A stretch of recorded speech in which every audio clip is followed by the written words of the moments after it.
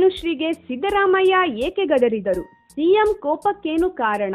ಬೆಂಗಳೂರಿನಲ್ಲಿ ಎಂಎಸ್ಐಎಲ್ನ ಸಮಾರಂಭ ನಡೆಯುತ್ತಿತ್ತು. ಕಾರ್ಯಕ್ರಮಕ್ಕೆ ಮುಖ್ಯಮಂತ್ರಿ ಸಿದ್ದರಾಮಯ್ಯ ಬಂದಿದ್ದರು. ಜೊತೆಗೆ ಸಚಿವ ಆರ್.ವಿ. ದೇಶಪಾಂಡೆ ಅವರು ಇದ್ದರು. ಮಂತ್ರಿ ಬರುತ್ತಿದ್ದಂತೆ ಖ್ಯಾತ ನಿರೂಪಕಿ ಅನುಶ್ರೀ ಕಾರ್ಯಕ್ರಮ ಶುರು ಮಾಡಿದರು. ಗಾಯಕರು ನಾಡಗೀತೆ ಹಾಡುತ್ತಿದ್ದರೆಂದು ಮುಖ್ಯಮಂತ್ರಿ ಸಿದ್ದರಾಮಯ್ಯ ಎದ್ದು ನಿಂತರು.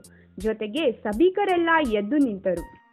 ಗಾಯಕರು ನಾಡಗೀತೆ ಹಾಡಲಿಲ್ಲ, ಬದಲಿಗೆ ನಿತ್ಯೋತ್ಸವ ಗೀತೆ ಹಾಡಿದರು. ಇದರಿಂದ ಸಿಎಂ ಕಕ್ಕಾಬಿಕ್ಕಿ ಆದರು.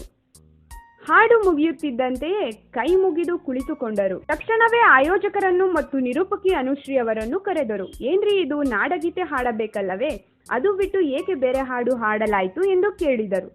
ಆದರೆ ಅಲ್ಲಿದ್ದ ಗಾಯಕರು ನಾಡಗೀತೆ ಹಾಡಲು ತಡವರಿಸಿದರು.